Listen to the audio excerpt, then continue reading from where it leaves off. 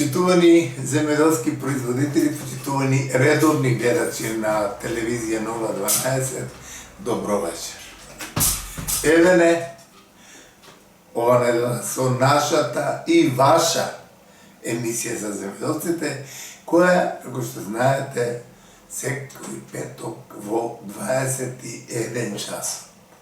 А репризата е во недела во 12 часот и во среда во 14 часот и 30 минути.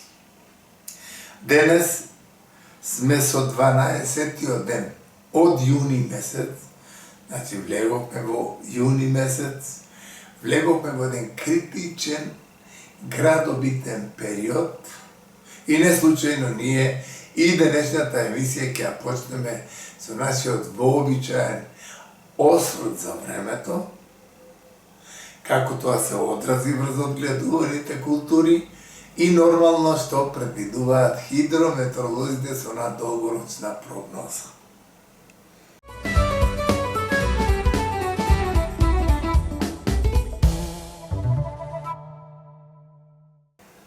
Имаме свое видување за состојбите во аграрот, каде што очигледно од осамостојувањето аграрот маргинализиран, занемарен, нагло празнење на младите, стручни, способни кадри од земјоделието и од иностранство, а нашите властодржци кои се менуваат не размислуваат на таквото нешто, освен за коруптивни действија, освен за криминални действија, освен за тоа како да се задржат 2 или 3 мандата на својата функција во собранието и да ги злоупотребува буџетските средства. Тоа е чистата вистина по однос на сето тоа од осамостојувањето на Македонија, по однос на состојбите во кои дојде аграрот да дојде на просечки стап, да ние предпоставуваме стручните лица дека за следните 2-3 години, доколку не се преземат одредени мерки, можни се чак и оние иницијативи за увоз на храна која веќе почнат. Имаме статистички податоци кои зборат колку храна внесуваме. Тоа е трагедија.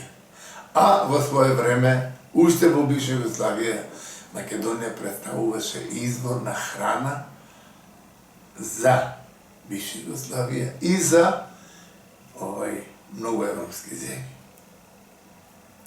За состојбата ќе кажеме нешто повеќе, бидејќи она што се изврши по самостојувањето од поединци, нечестна, коруптивна, бедна приватизација, каде што бившите комбинати се паднаа во раците на поединци, тие станаа газди. Во комбинатот од 3000 вработени сите способни луѓе избегаа во странство. Таа површина зимат субвенција овие поединци, а производството е рапидно намалено. И сите се чудат од каде тоа. Тоа е од тоа што треба одговорност за луѓето што обусловија нечестна, корумпирана приватизација. Тие луѓе, за жал, уште од буџетот зимаат средства на име бивши председател, му е обезбедена просторија, му е обезбедена секретарка, Мерцедес, охрана и други работи, за кое нешто треба да народот да поразмисли. Чекајте, што допринос даде тој човек за да ги ожива оние бенефити. Тоа е трагедија на нашето време. И трагедијата да биде поголема, некои си законски клаузули од тие канцелариски пацови во собранието, ние имаме такви прописи, каде што имаме 3 бивши председатели, кои имаат собствени канцелари, кои имаат собствени простори, имаат собствени екипи, собствени охрани, советници. Каде е логиката? Јас лично, како обичен граѓанин, се прашувам каде е логиката. Наместо да му се даде скромни своји заслуги по однос на тоа што бил, и нема потреба од неговите бившо председателски помошти кои не доведоа до тој просјачки стап. На тоа веќе треба да...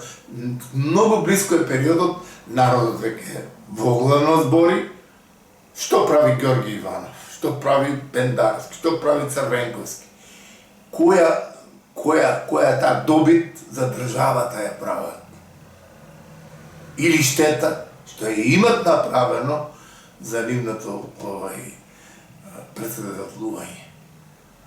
Тука мора да дојде денот да се тоа разматра, а не да им се дава бенефити за тој минат труд. Тоа е навистина трагично. Од почетокот од емисијата така дојде да го кажам како вистински факт дека нашиот агар тоне, а бившите наши тројца председатели се однесуваат како да ја направиле Америка и подобро од Америка, а не дека сме на просачки стап со многу криви, коруптирани закони, со нечесна, корумпирана приватизација, со нечесни одлуки на помилување или ослободување од затвор на многу од парламентарците, многу од председатели на влада, и тоа имаат свој греф, каде што обвинителството и судството мора да се рехабилитира, да се целосно обнови, да застанат честни луѓе таму. Затоа што тоа што стои таму е трагедија на нашето време. Вчера имавме согледување интерпелација на министерот за земјоделие. Предходникот, кој има 8 или 9 кривични дела, тој подписник прв за интерпелација на министерот кој конечно застана да направи нешто за аграрот. И сега интерпелација, да се оди, не го бива, да дојде некој друг, да продолжат коруптивните действија. Тоа нема да се случи и тука сигурен сум дека ќе имаме веќе на повидок за тие кривични дела и за винариите и за другите глупости, кој што се огрешил, мора да одговара. Доколку судиите, обвинителите кријат во своите предмети, во своите фиоки предмети, ние држава нема да стане. Но ние за состојбите во аграрот имаме уште повеќе за тоа, за детали како се упропастува плодното квалитетно земјиште кое треба да биде база за производство на храна. Тоа ќе го кажеме покасно. Сега имаме за таа фактичка состојба маргинализиран земјоделец, обезвреден земјоделец, доматите стана 20 и 15 ке станат сега, зелката се тањираше и ред други работи кои се наследени од предходниците кој 7 години го точно уништија земјоделието, сега сака да се постави една новост по однос на пристапот кон земјоделието и градење на една целосна права стратегија. Мене ме посебно зарадува ова недела се чебрани галите. Тоа е најголемото богатство за сегашните властодржци, ќе биде да се осврнат кон тоа што го рековме, да имаме питка вода, најголема на Балканот, да имаме еден смислен стратешки пристап кон сите плодни површини, да ги споиме. Младите луѓе ќе сакат да останат, бидејќи ќе бидат мотивирани за да произведуваат храна. Храната е насущна потреба. Тоа е најјакото оружје за секоја држава во светот. Ако во Република Македонија сега млада генерација, се направи еден пресек, млада генерација на честни, духовни, емотивни луѓе, патриоти на државата што ја сака, се сплотат, успехот е неминовен. Тоа го збориме бидејќи вчера дојдовме до заклучок како македонците при интерпелацијата еден на друг си вадат очите со навреди, со омаловажувања, со неспособности, со ред други работи, а албанскиот лектор горе гледа и се смее. Дали тие водичи на партија, кои ги имаме на нашите две партии големи, воопшто размислува, дали Филипче размислува со својата глава дека со таквото нешто ја разара државата, со таквите постапки, влегување по хитна постапка на бугарите во овај уставот. Без, како човек да размисли, зошто бугаринот не го признава македонскиот граѓанин во Благоевград или во Петрич? Зошто 12 конвенции од Страсбург се потиснати и не се решени? Или се решени, а не реализирани? Филипче тоа не го интересира. Тој бугарите да влезат во уставот. Сето му е тоа. Тоа му е налог даден, затоа дебело може би награден и сите тие бедни работи државичката ја носат во ќорсокак. Неминовното отстранување, гаснење на политиката од стопанството, дистанца ненормална, е неминовна. Политиката надвор од стопанството. Стопанството со честити луѓе, со честити постапки, да влезе во организирање на квалитетните површини кои се останати, користење на водата на еден соодветен начин преку водоводните и водостопанските организации, мотивација на земјоделската фамилија да биде добар производител на храна и не, он не сака субвенции. Наместо субвенции нека му се изграде 1 хектар оранжерија во која тој ќе произведува храна, а ќе плаќа камата за следните 100 години.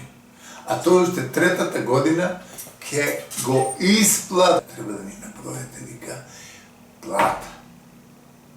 Друго не ме интересира. Ве молам, тоа е фактичка вистина каде што младите на совршено не ги интересира.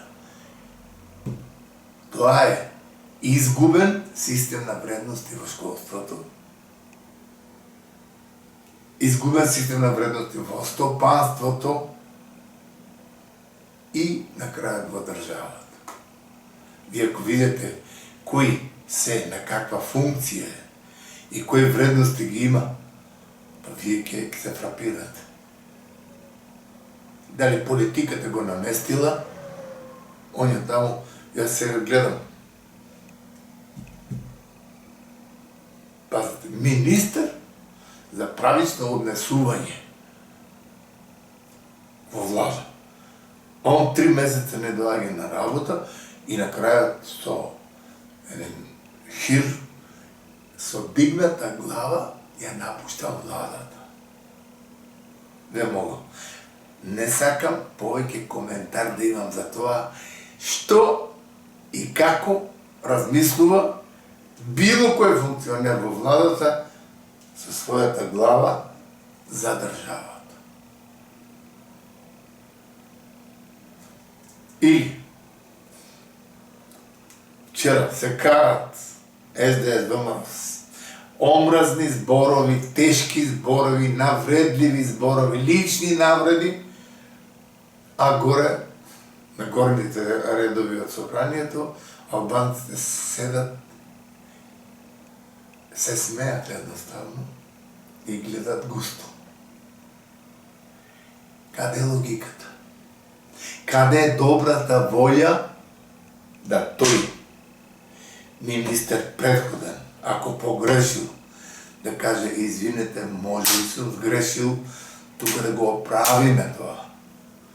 Тие меѓу нив, тој 8 кривични пријави, тој 9 кривични пријави, нелогична работа. Такви омразни зборови слушна вчера на собранието. Увредливи, тешко, длабоко увредливи во психологијата на македонскиот ген. И велам, дали македончето размислува дека треба да се сплоти и тек тогаш да имаме добра држава. Воспротивно, тоа што го прават бугарите, нема шанса да бидеме признаени. Тоа што го прават грците, нема шанса да има помокнување. И тоа што го прават албанците, тек ќе видиме кога се случи сега во Албанија, тоа што треба да се случи. Нашите политиканти со бедна психологија на вистина не знам колку се свесни што прават и каде ја носат државата. Тој бриши закони, се качува платата 68%. И не сноси никаква одговорност Ковачевски. Пази сега телевизиите, го вика на интервју еден саат да го замајува македонскиот народ да стори аверзичност. Викат луѓе кои не смеат да излезат на телевизија, нив ги викат по еден саат да своите демагогии ги развиват и зошто украл, како украл, што украл. Ве молам. Расипан систем на вредности, обезглавување на политикантите и страдање на обичниот граѓанин кој ден порано ќе ја свати суштината и при гласањето ќе каже стоп, јас зошто го гласам тој човек. Сите тие работи многу близко се да дојдат, бидејќи се чувствува она омраза меѓу македонците. Тоа мене ме изненадува. Наместо, дај да видиме да го решиме проблемот. Ако сум погрешил, нека бидам обвинет, нека бидам казнен. Да одиме напред. Не. Николовски 9 пријави има пак сака да се врати да биде министар за земеделие. Зошто? Сметката се знае зошто. Затоа што добитот кој го има од таму, сите го знаат, а никој не го презентира, никој не го вика. Сега наводно има постапка дека тој ќе биде повикан во периодот што е пред нас да одговори за тие пари од 800.000 евра што ги е дал на луѓето како кабат, како делија. Но нашата емисија не би сакал да има таков карактер, бидејќи тоа е импулс од теренот. Тоа го чувствувам меѓу луѓето сум јас и секогаш кога ги слушам работите, фрапантно сум изненаден од поединецот македонец кој треба, кој е избран, да кажеме, за нешто, да покаже зрелост, дека треба луѓето да ги спаја, а не да ствара омраза меѓу нив. Но жално, на вистината таа е целата вистина. И врз сето тоа доаѓа трговската сфера, каде што тој земеделски производител кој произвел зелка, кој произвел домати, кој произвел краставици, првите 2-3 дена имат некаква таа лажовна цена, да после тоа дел од луѓето и по 5, по 10 декари зелка ја танираат, бидејќи 4 или 5 денари, тоа е нешто ненормално што го прават трговците. Но имаат добра, дебела подкрепа од политикантите кои се спонзорирани точно остава трговската сфера. Сите тие работи мислам дека ден порано ќе дојдат. Но ние во најавата рековме дека имаме еден интересен прилог. Овие наши емисии карактерно ги имам замислено да имаат научно-истраживачки карактер. Денес ние имаме еден феноменален производ, пазите, тоа е веќе од високата наука, тоа е ваксиплантот, произведен од морска трева. И како производ во земеделието дава фрапантни резултати кои перспективно, јас мислам, тие ќе се видат.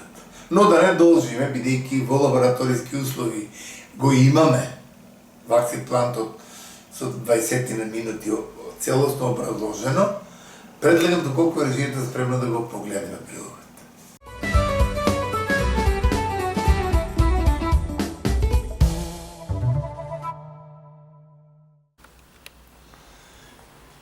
Еве токму во овие едукативни емисии со прилог кој навистина заслужува внимание. Ние често во овие наши едукативни емисии збориме дека фитофармацијата навистина бележи чекори, и то позитивни чекори напред, во осовременување на користење на средства и што е најважно, анулирање на оние токсични творби кои до сега беа во фитофармацијата како главно оружје. И таа најава ја даваме подолго време, веќе почнавме со одредени биолошки препарати и ова недела ќе имаме итекако добро ново решение за она што во земјоделието значи многу. Успешна заштита, а од друга страна минимум резидуи. Денес кога збориме за нешто ново, тоа е новото од фитофармацијата, а се работи за ваксиплант. Органски препарат, каде што активната материја е екстрахирана од ламинарија дигитата, Тоа е морска трева која навистина со нејзината племенитост од онаа што го има како активна материја делува итекако успешно врз растенијата и подобрување на нивниот имунолошки дел. Ние ќе се потрудиме таквото делување, со механизмот на делување, со ефикасноста и со сите работи да го уедноставиме во такви лабораториски услови, што е и цел да консуматорот, односно пременувачот на таквите средства, го препознае како негов сојузник во успешна заштита на растенијето. Генерално кажано, ваксиплантот и најуедноставено кажано, ваксиплантот всушност представува активна материја која нема токсични творби, а која го предупредува или го побудува имунолошкиот дел на растенијето да тоа имунитетот ојача и да нема можности на инфективен процес од болест. Тоа е навистина голема работа, која нешто е дело, како тоа рековме, на фитофармацијата. Ваксиплантот го стекна епитетот биофунгицид,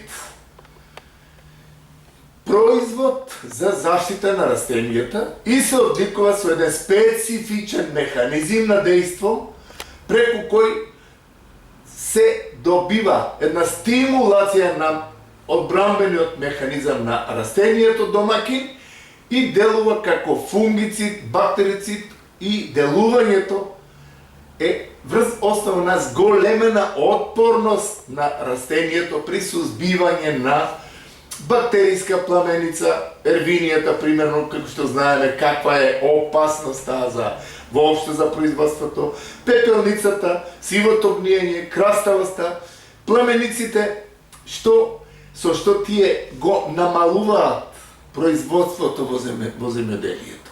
А со редовното и континуирано и квалитетно, стручно аплицирање на овој препарат имаме фантастични резултати, кој е нешто во годините кои се пред нас треба да биде и главно оружје за квалитетна борба и заштита на растенијата од болестите кои се секојдневие и кои причинуваат големи штети. Рековме дека ваксиплантот, пазите колку далеко отишла фитофармацијата, од морската трева, тоа е ламинарија дигитата, е екстрахирана активната материја која се вика ламинарин. Сега, ламинаринот екстрахиран и формулиран во препарат ни дава за право да го опишеме како со својот механизам на делување, тој делува во растенијето и растителната клетка. Во ламинаринот, во неговата молекула, во неговиот состав, структурно, се сместени елицитатори.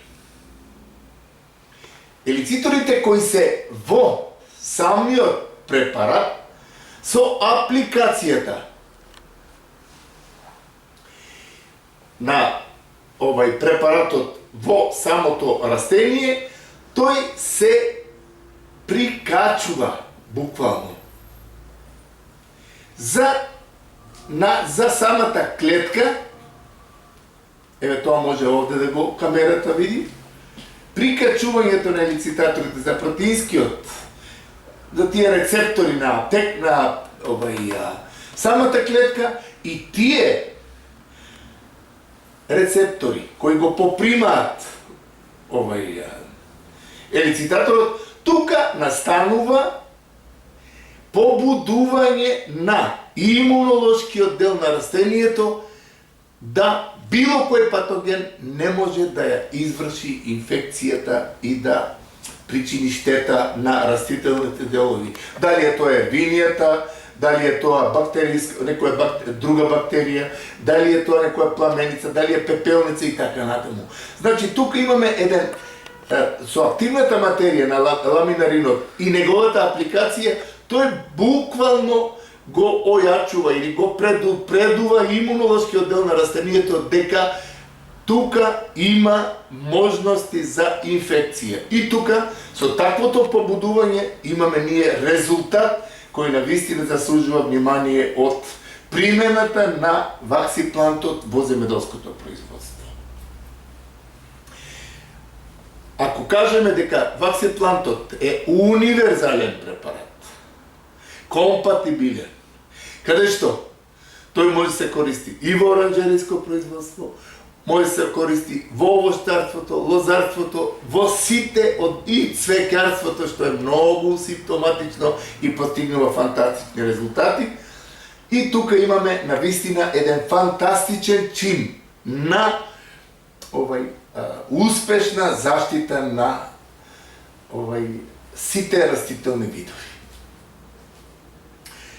Реков дека ваксиплантот со неговата одлика на широк спектар на делување има големи економски ефекти и значај за скоро сите патогени по одгледуваните култури.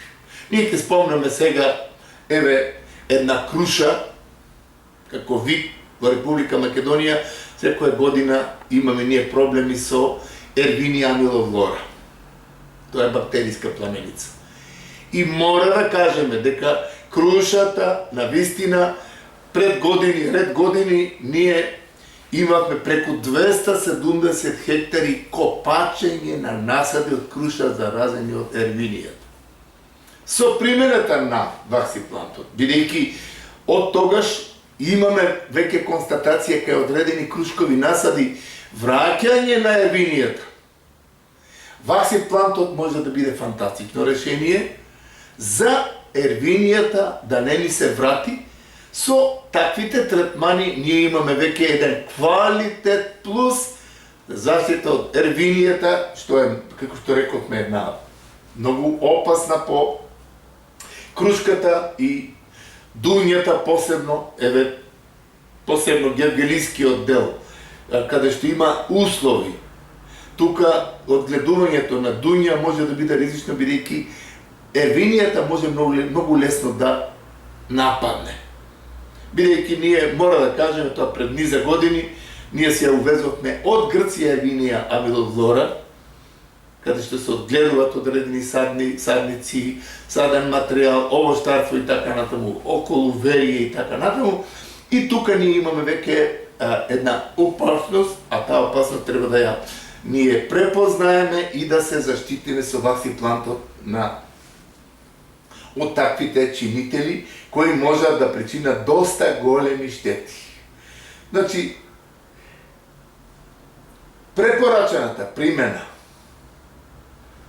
и тие превентивни третмани кои се даваат уште од стадиумот на глувчи уши, значи тој чин на имунолошки побудувања треба да биде, значи, систематски од кога растението почне со својот почетен развој, кога се ливчињата глуши уши, кога се почетокот на развојот пред цветењето, со апликативниот дел ние постигнуваме веќе еден јак имунолошки ударен одбранбен систем, каде што патогените кои во тој период поради промени на време, поради развој, циклусот на болест и така натаму, може лесно да биде нападнат секој вид. Бидејќи кога е фаза на цветење или почеток на пораст, секогаш растението е отворено и можноста, поради временските прилики и неприлики кои се јавуваат, можноста за инфекција секогаш е поголема. И затоа ние мора будно да следиме и ваксиплантот да дојде во тие периоди да го покрие тој период со ојачување на имунолошкиот дел на растението. Кога збораме за употребата, квалитетот на секое средство кое се аплицира зависи од тој прав, практично стручен пристап. И ние за секое средство збориме. Секое средство кое дошло на рафтот на продажба, хемиските индустрии вложиле многу пари. Дали се 5 милиона долари или повеќе, со повеќе годишни експериментални испитувања, се доаѓа до таков екстракт, да кажеме, од ламинарија дигитата. И тоа мора да се почитува, бидејќи со тие експериментални повеќе годишни испитувања утврдено е концентрацијата или дозата која треба да се употреби, времето кога треба да се употреби, микронизација на честиците при кои треба да се употреби за целосен опфат на растението и, како што рековме, да тој механизам на делување и активирање на елициторите и прикачувањето на тие протеински рецептори да биде во периодот кога за тоа е правиот момент. Рековме микронизација на честичките и употребата. Значи, од 750 милилитри до 1 литар од препаратот е сосема доволно за хектар површина. Или од 1,5 до 2 литра, зависно од фенофазата на развој на растението и културата која се одгледува. И нормално можниот потенцијал на зараза која секогаш имаме ние можност да ја согледаме со една стручна, целосна обиколка на теренот, преглед и така да се констатира сето тоа што е потребно. Кога ние зборевме за крушата или за дуњата и за ервинијата, мора да кажеме тоа го збориме од причина што тој препарат тука ќе биде едно квалитетно решение за таквото нешто кое Хемомак го прави и прави со многу други такви биофунгициди и други препарати кои навистина заслужуваат внимание. Ако збориме за крушката и за дуњето, не помалку и помали ефекти ќе имаме примерно при заштита на јаболкото. Знаеме ние дека јаболкото го прскаме преку 20-25 пати. Дали е тоа за вентуријата, дали е тоа за карпокапсата, дали е тоа за пепелницата и другите форми, тука со примената на ваксиплантот за сузбивање на бактериските пламеници кај јаболкото, економските значајни болести, како што е чадливата краставост, дамкавоста на листовите, она што рековме вентури и неквалисот, и тука ние со тоа постигнуваме на квалитетна, трајна, успешна заштита на јаболкото од разни тие чинители, токму со примената на ваксиплантот.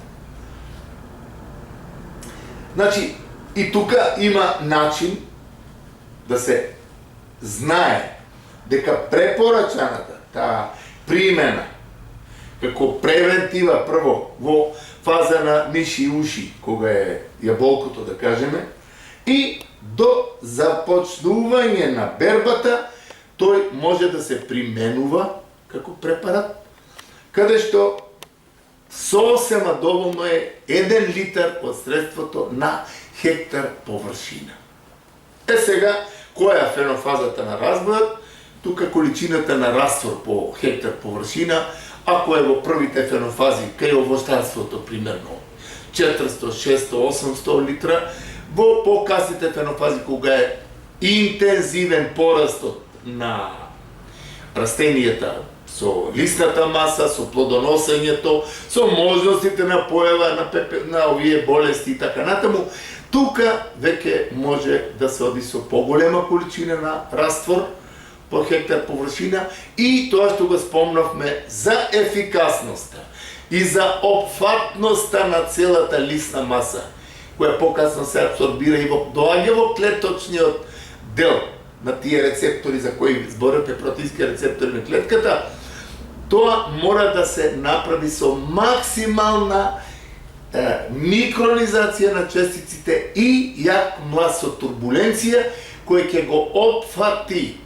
целиот лисен потенцијал, кој ќе ги фати младите гранчиња, кој ќе ги фати плодчињата, да тие бидат на вистина со таа максимална микронизација на честиците, бидат на вистина во еден прав опфат на целото растение.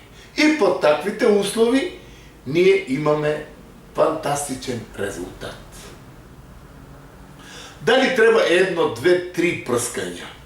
Голем дел од оние комерцијалните заштитари ќе ги кажеме, тоа го прават на секоја недела по едно прскање и демек заштита е сигурна.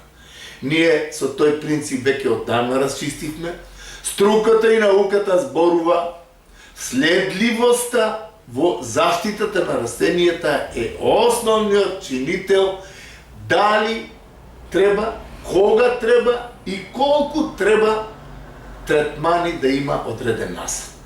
А сето тоа е следливоста на температурата, следливоста на релативната влажност на воздухот, следливоста на потенцијалот од можниот потенцијал од патогенот кој е присутен и дали е присутен. Сите тие фактори струката ги констатира и врз основа на тоа дава налог за третман кој треба да биде квалитетно извршен. Тука рековме, оние дизни на бренерите, мора максималната микронизација да ја ите како овозможат, затоа што голем дел од инфективните процеси на опачината на листот. Затоа што младото плодче, зафатено од листната маса овде, може и да не дојде во контакт и да не биде заштитена и тука може инфекцијата може болеста да прошверцува. Со микронизацијата на честиците, со таквото нешто кое се случува со квалитетните турботонизери кои ги има, па чак и оние грбните прскачки кои се сега на електричен погон на батерии, да кажеме, тука се постигнува на вистина еден фантастичен резултат во успешноста на квалитетна заштита на било кој насад. Ваксиплантот, почнувајќи од почетокот на развојот на вегетацијата, рековме, дали е тоа градинарска култура, дали е тоа цвеќарство, дали е тоа култура од гледување на отворено, дали е тоа овоштарство, лозарство. Сето тоа е опфатот каде што ваксиплантот си го наоѓа своето место и може навистина да даде фантастични резултати. Ние првичните наши истражувања кај доматата, дали е тоа за левелулата, дали е тоа за псевдомонасот, бактериските овие пламеници на домат и така натаму. Тука, дали е тоа за ботритисот, тука ваксиплантот постигнува фантастични резултати. И тука ние имаме навистина со еден квалитетен стручен пристап. Благодарноста ќе биде голема за таа новост која Хемомак ја пласира во интерес на граѓаните, во интерес на земјоделското производство на што го имаме во нашата држава, со цел да се добие квалитетно производство во кое мора тоа да го потенцираме, нема резидуи и имаме квалитетно нетоксифицирано производство кое ќе одговара за нашиот, а и за европскиот пазар.